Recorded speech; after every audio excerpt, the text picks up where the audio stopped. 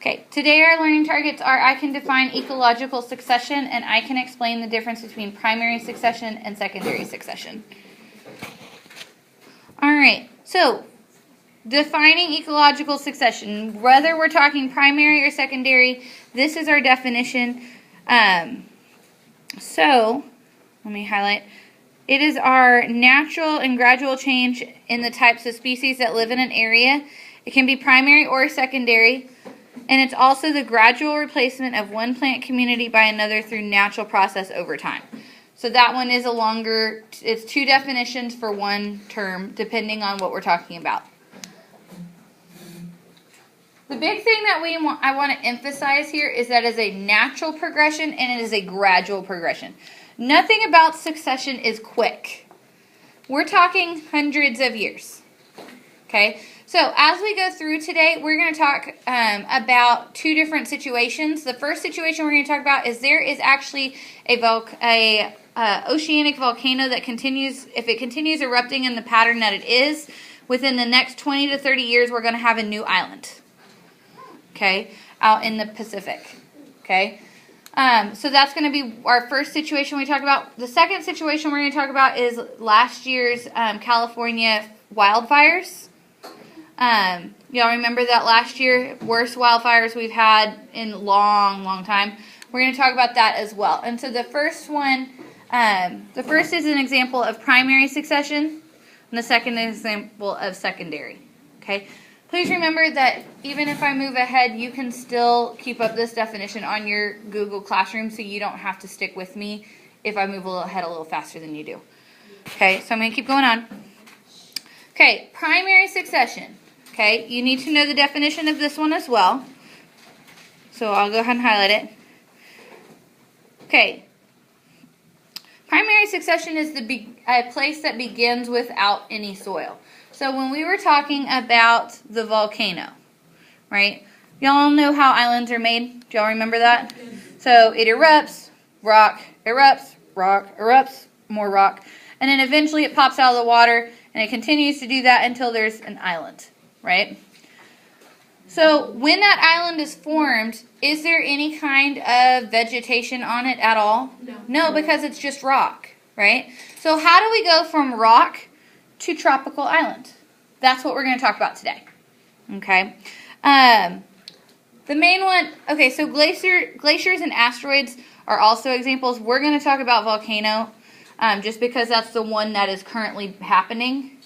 But neither of us in our lifetime will be able to go to whatever this new island is going to be and live there or anything, because it will take longer than both my life, especially my lifetime, but it'll take longer than your lifetime to make it inhabitable.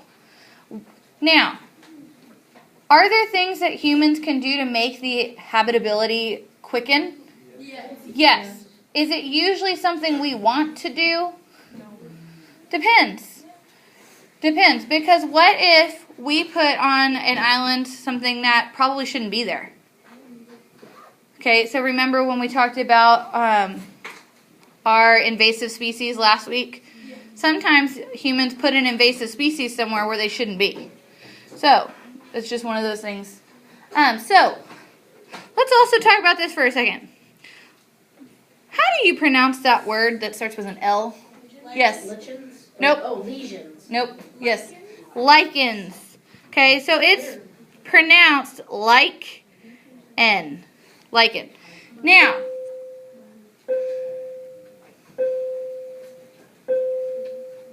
I understand it's not a traditional English word or a traditional English pronunciation, but it is pronounced lichen. Okay, so just make sure that when we're using that vocab word that we're using it correctly. Lichen is the first to arrive because they don't need soil to survive. Okay, does that make sense? Okay, this is called our pioneer species. So, under primary succession, step 1 is going to be called our primary species. Okay? Primary species for primary succession is almost always going to be lichen, and we're going to talk about it because it's actually made up of two different things. Lichen is made up of moss and... oh, where'd it go? Moss and algae. Yes, ma'am.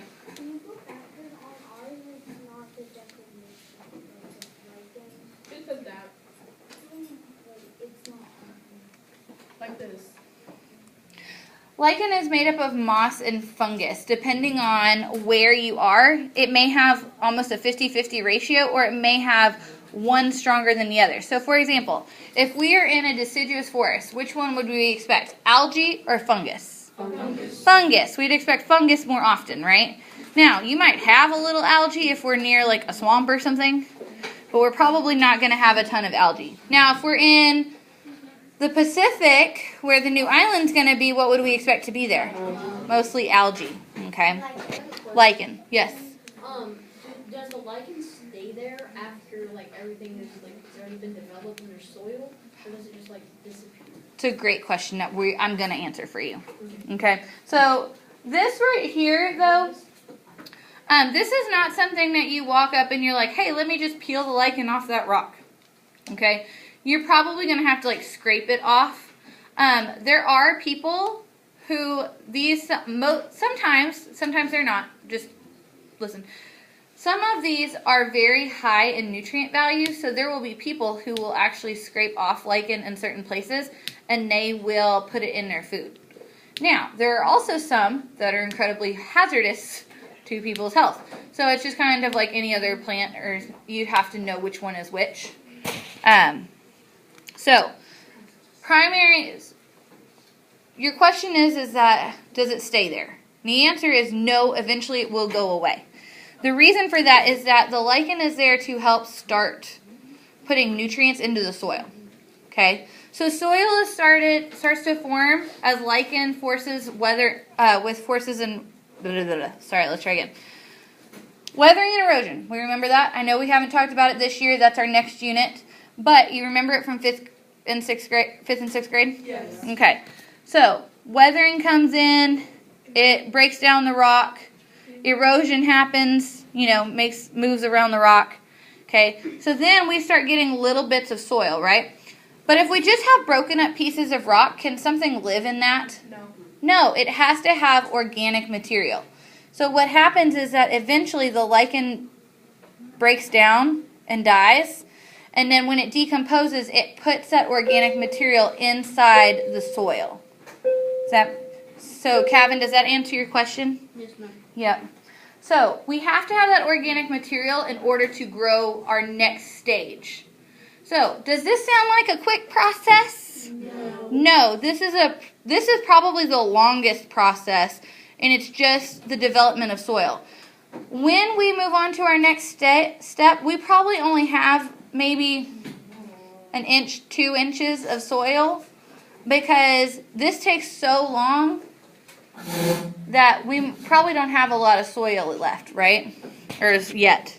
So, our next step will be something like this. What do you see in this picture? Little, No. that's lichen. That's like a little island. It's kind of like a little island inside of a area. What you're noticing is these are probably something along the lines of like dandelions. You know those little yellow flowers that like as a kid you pick, your mom's like, oh, thank you. Throws them away because they're like pollen filled. Or like those little Puffy ones? puffy ones that you blow on and go, and then it's like, whoo. That's a dandelion. Okay. Okay. So, don't do that. That makes them spread. So, we're talking, our next step is going to be mosses and ferns. But what the thing is with these is that none of these require deep roots.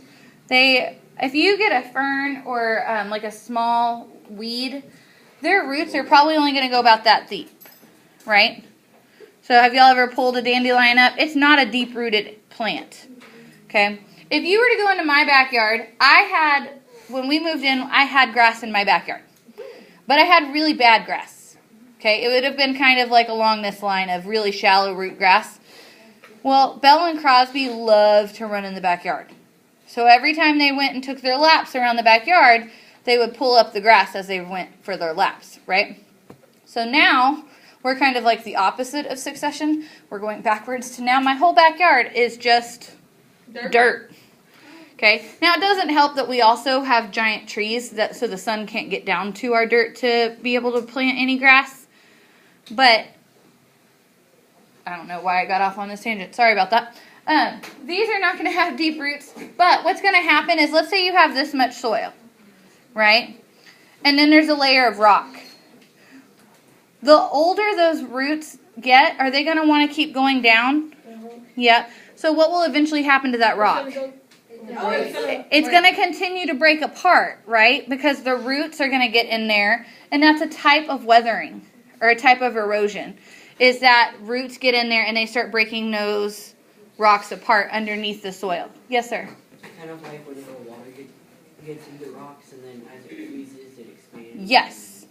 Almost exactly like ice wedging, because that's ice wedging. Make sure we're listening. Okay, so our second step is going to be, so our first step was primary species. Our second step is going to be simple plants. Okay, so this is what we think of when we think simple plants. Really low, not deep-rooted plants. Simple, right? They're simple to grow, they're not simple to get rid of. But they kind of, it's not like you're going out and planting dandelions, right? Those just kind of pop up in your yard on their own. Okay. But these are the first thing that grow in actual soils. We good so far? All right. So, which of the following is an example of a pioneer species? Yes, Kevin.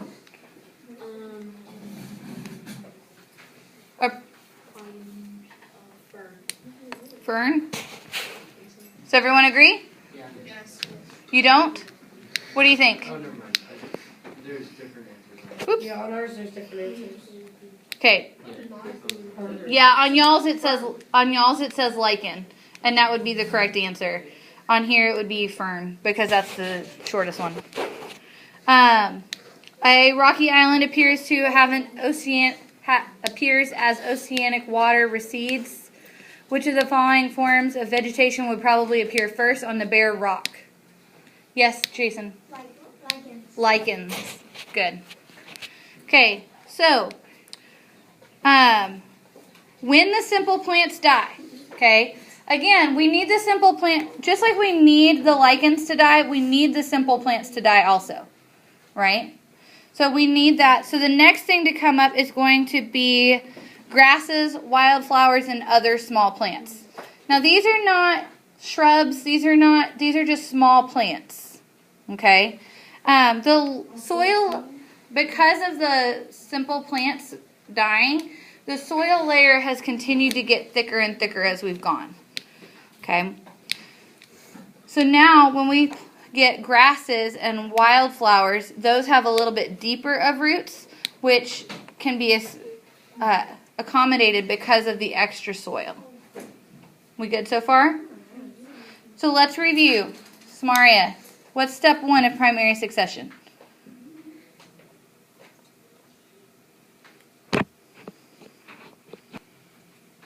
What's step 1 of primary succession? Lichens. What's step 2? Do you want to answer that one? Step 2? Ethan. The lichen die? No. Yeah, but what comes up in its place? So the lichen dies, and what comes up in its place? Which simple plants, right? So step 2 is simple plants. What's step 3? We just said it, yes. Wildflowers. Wildflowers, grass, and other small plants, right? Okay. So, again, as those plants die, we've gotten a thicker layer of soil again, and we've gotten more nutrients. So now we go to our 4th level, which is shrubs and immature trees, okay, or young trees. Some people call it young, some call it immature, whichever one you want to call it. So look outside beside this red car, okay. That's a tree, right? But is it a big tree? No, that's a young tree, right? And so young trees pop up first, so even though they're there, they're not really super helpful for our ecosystem yet. Do you have a question or are you stretching?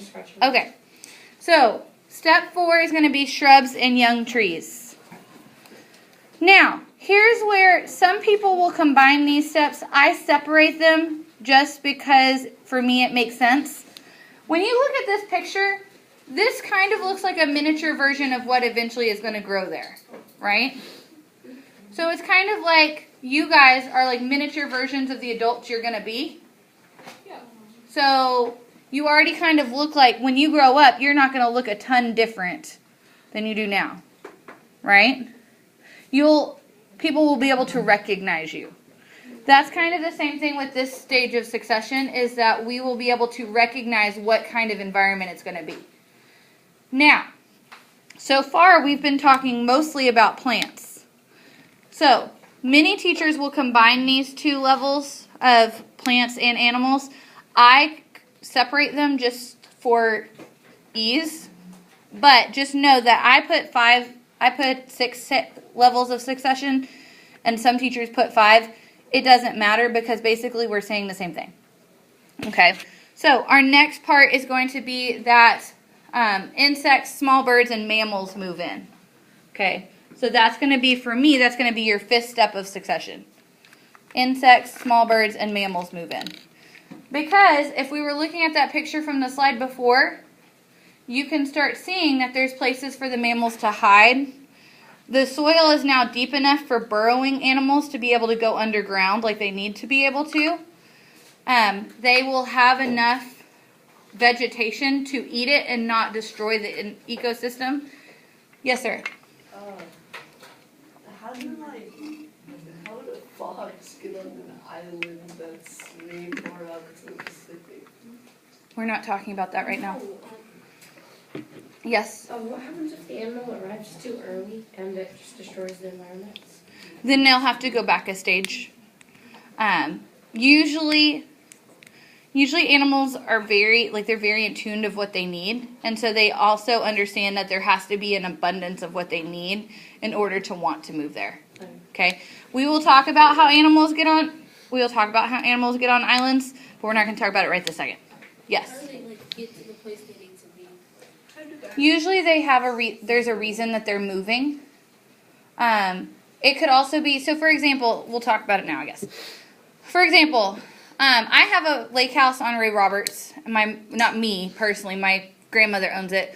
And we have a pond on our lake house. And we do that mainly for our ag exempt. We used to have 3 cows in order to get the, to label it as a farm. And so we do the cows, and then we bale our hay, and that's how we farm. Okay. So one day, this little kid is out at our lake house, out there, and he's sitting there. He goes, "I want to go fishing," and we're all sitting there kind of laughing. We're like, "There's no fish in that pond." And so we're like, "Okay, you can go fishing," but we're all kind of sitting there like, "What are we going to do when this kid doesn't catch anything?" And we have to explain to him "Sorry, kid, there's no fish in there." And so we're all kind of sitting there, and we're just,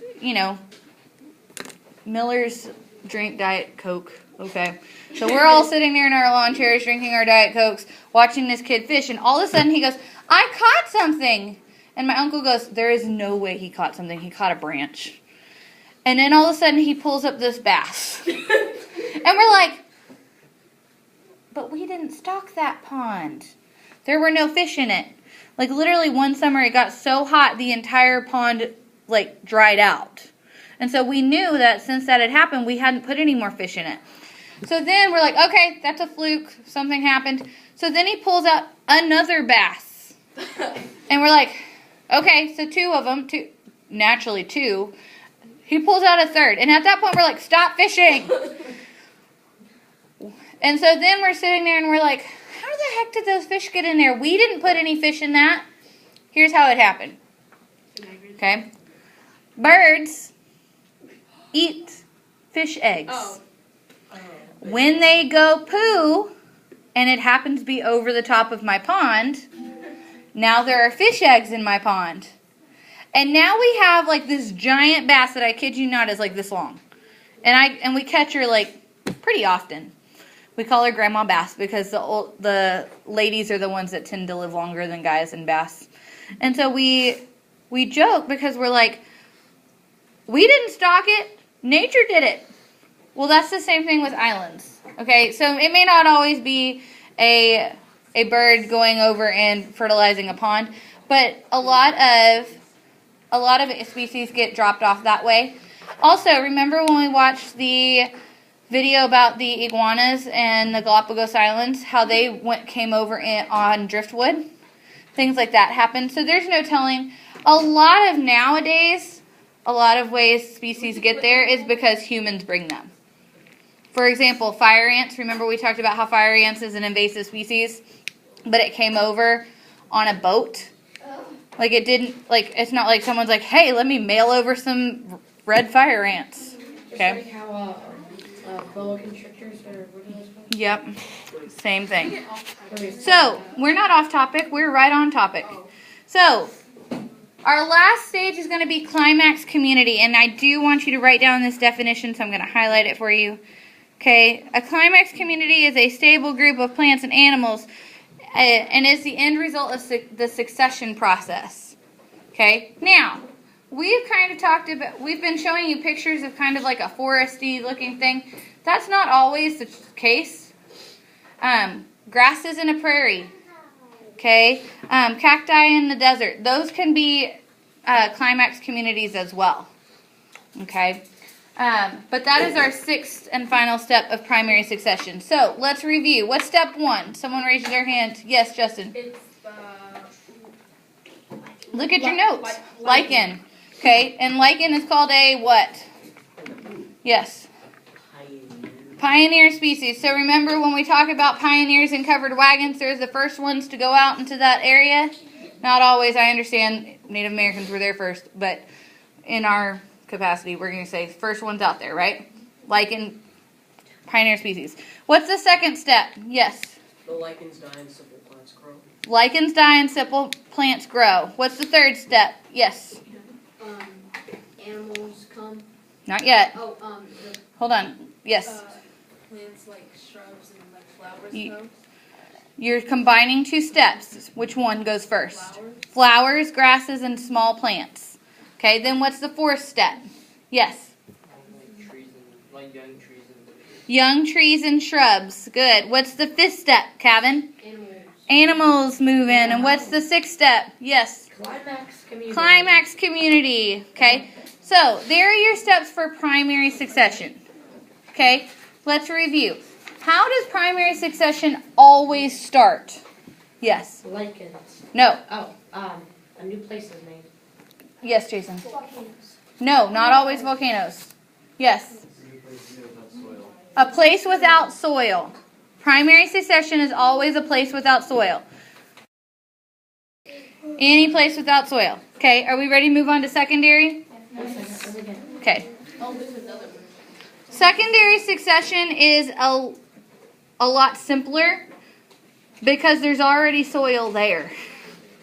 We don't have to wait for the soil to get made. How long does primary succession take? About 20 years. Hundreds of years, like, because you'll see here in a minute, I'm going to show you a timeline of secondary succession, and secondary succession takes a minimum of 100 years. Usually, depending on help from certain environmental factors. Like if you went from natural disaster not helping at all up to about 100, 150 years. Okay? Wait, turn around. Okay. Shh. Secondary succession. Okay, here's our definition that you need to write down. It is a place that begins that already had soil and was once the home of living things. Okay? It occurs faster and has different pioneer species than primary succession. Okay? Now, the most common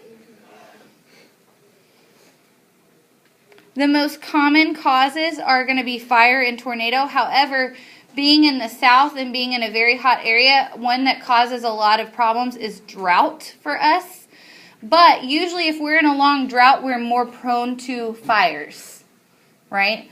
But I don't know if y'all are old enough to remember this, but a little while back, we got to the point where our lakes were so low and we had a drought for so long that they had to like, we weren't allowed to water our lawns, things like that. Y'all remember that? And so that drought got so bad and our lakes got so bad that they were having to bring water in from other places. All right, so the most common ones are going to be fires and tornadoes. When we get to our natural disaster unit, put your hand down, we're going to watch a video called Mild Wide Tornado, and it is about the tornadoes up in Moore, Oklahoma, and what you'll see is that those tornadoes like rip the trees right out of the ground.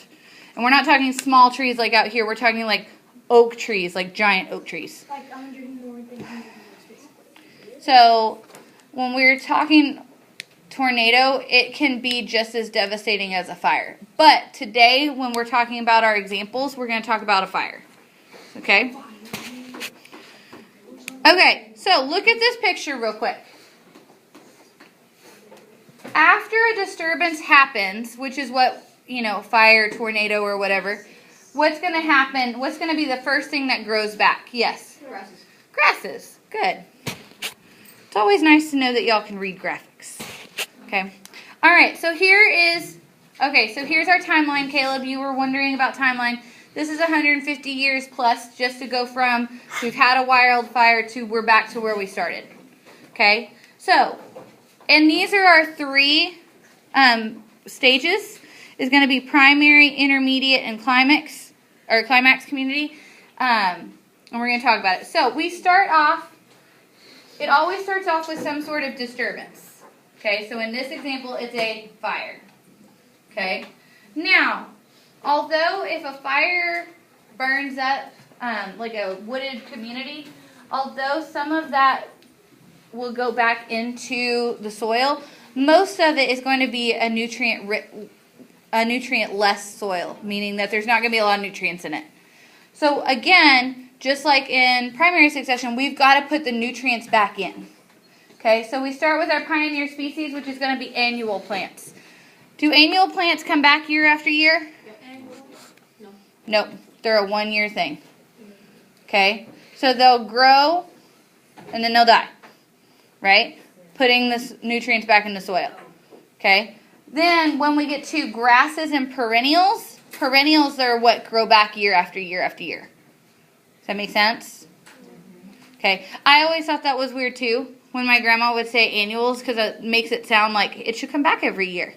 But it's because you have to plant them or grow them annually every year. Okay, so pioneer species includes, now granted, look at this is two different sets. So those are going to be subcategories. And then you'll grow annual plants and then you'll grow grasses and perennials. Okay, and that's in our pioneer species. These can sometimes happen at the same time, depending on what the nutrient soil is like. Okay, so for example, a tornado may still have nutrient-rich soil, so we may not need the annual plants to come up. Okay, annuals also can grow with less nutrient than perennials and grasses. Okay, then we go to our intermediate species, which are grasses, shrubs, and young trees. Okay, does that sound familiar? Yeah, that sounds almost like the same steps as primary succession. Then we go to our climax community, which is our mature trees, and it looks very similar to how it looked at the beginning. Okay, or it goes back to its original look. Okay, hopefully not. So, that is our. Do y'all see how this would be a lot shorter of a process? Yeah, a lot shorter of a process. Okay, so just to kind of make sure we're on the right track, we've got a couple of questions. So, a fire destroys several hundred acres of forest. Which of the following would be the first you would expect to grow in the months immediately after the fire? Yes. B, grasses. Good. Oh, vines. I'm sorry. Yeah, vines will come up first because those... Okay, so y'all know how in your yard... Maybe y'all don't have them in your yard. But, I get those, like, what I call, like... I don't remember what they're called. But they're vine, like, and you start here and you, like, pull it up and it, like, keeps going. Okay? So that is... When you look at those roots, they're only about this big. Right? And so your vines are going to be the first ones to come up. Okay.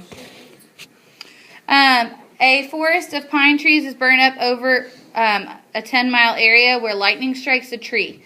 In the spring, a few seedlings are beginning to sprout. Is this an example of secondary succession? True. True. Good. Wouldn't it just be yes or no? Because true and false. I know. Okay. An old growth forest has remained the same combination of hickories and oaks for 100 years. This is an example of what? C. D. It's going to be A. And the only reason is because this is not talking about animals. Okay, a climax community has to have both plant and animal. So if it had said old forest and the woodpecker that lives in the tree, that would have been a climax community. Okay, does that make sense? Okay, well, let me rephrase that. In our last PowerPoint, they said it was mature forest, climax community. Okay, so I'm going to show you a couple more, and you're going to tell me whether they are primary or secondary. Got it? Okay. Okay, primary or secondary? Secondary. Secondary. Okay. Glacier has scraped all soil from a rocky area. As it slowly retreats, some of the rock is broken down by weathering. Some moss begins to grow. Primary or secondary? Primary. Primary. Okay. What is this an example of? Primary. Okay. Even though there's lava coming out of it? Yes. Primary. I see soil. Wait, because The the same primary parts is of soil? caused by volcanoes, and that's magma.